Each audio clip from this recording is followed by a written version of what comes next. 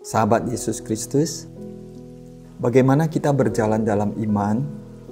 Dari Galatia pasal 3. Sungguh ini sebuah pertanyaan yang tidak mudah, tetapi juga tidak mustahil untuk kita hidupi, di mana kita berjalan dalam iman. Mari kita berdoa, kita mohon bimbingan Roh Kudus.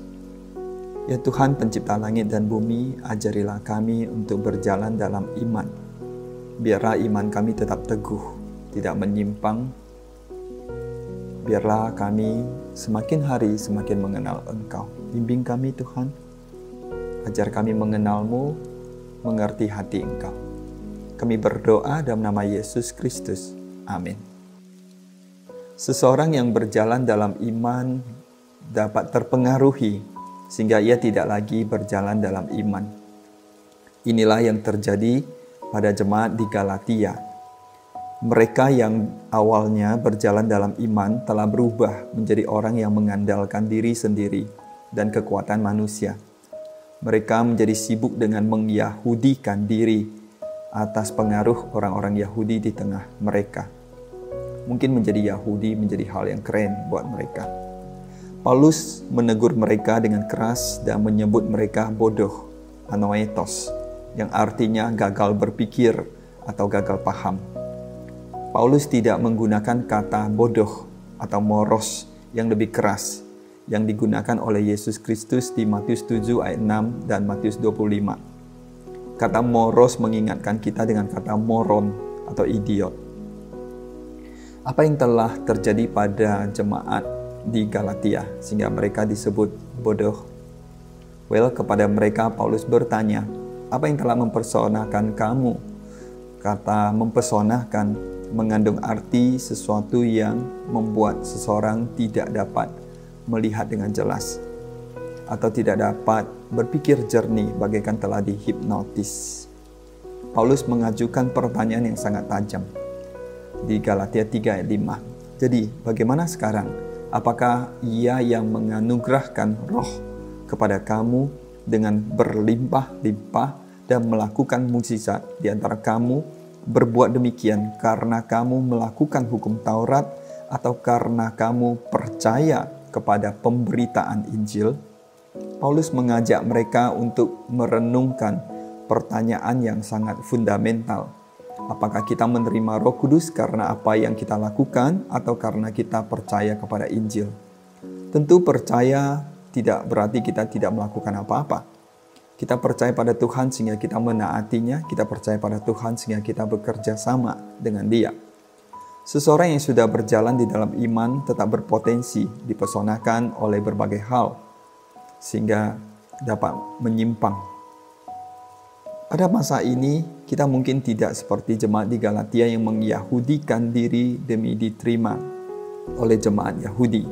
Pada masa itu jemaat Galatia terpesona untuk menjadi seperti orang-orang Yahudi. Pada masa ini kita mungkin terpesona oleh hal-hal yang lain. Kita berhenti hidup dalam iman ketika kita berhenti mendengarkan Tuhan. Pelayanan berubah menjadi tugas dan jadwal. Kita melayani karena kita telah menerima jadwal pelayanan. Kita melayani karena kita takut dikomplain dan takut dikata-katai. Kita selalu terburu-buru dalam menyelesaikan tugas pelayanan kita. Ketakutan kita pada penilaian manusia membuat kita tidak memperhatikan penilaian Allah. Kita ingin orang melihat kita melayani Tuhan dan meninggikan nama Tuhan. Tetapi secara pribadi, kita tidak meninggikan nama Tuhan. Kita berpartisipasi dalam pelayanan karena kita ingin orang melihat kita terlibat dalam pelayanan dan memuliakan nama Tuhan. Tetapi secara pribadi, kita tidak memuliakan nama Tuhan. Kita tidak lagi percaya bahwa Tuhan mau memimpin dan mengajar kita. Kita lupa bahwa kita telah menerima janji yang telah menjadikan kita milik Kristus, yakni kita disebut keturunan Abraham. Galatia 3 ayat 29. Tanpa memperhatikan Roh Kudus yang mengajar kita kebenaran, kita tidak dapat melayani dengan benar. Kita melayani dengan terburu-buru karena doa kita juga terburu-buru.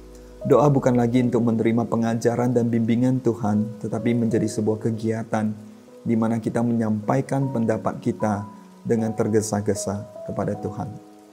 Nah, firman Tuhan mengajarkan bahwa orang benar akan hidup oleh iman. Roma 1 ayat 17. Abraham menaati Tuhan sekalipun ia tidak mengetahui kemana Tuhan memimpin dia, sehingga dia terus tinggal di dalam kemah. Musa tetap percaya dan setia kepada Tuhan, sekalipun dia ditolak sebagai pemimpin. Maria menaati Tuhan sekalipun ia tidak mengerti apa yang dimaksud dengan bahwa dirinya akan mengandung oleh Roh Kudus, dan ia tetap hidup sebagai wanita yang sederhana. Ayub tetap percaya kepada Tuhan sekalipun istrinya menyuruh dia untuk mengutuk Tuhan. Ayub tetap meneguhkan imannya kepada Tuhan sekalipun teman-temannya terus mengatakan bahwa ia telah bersalah kepada Tuhan.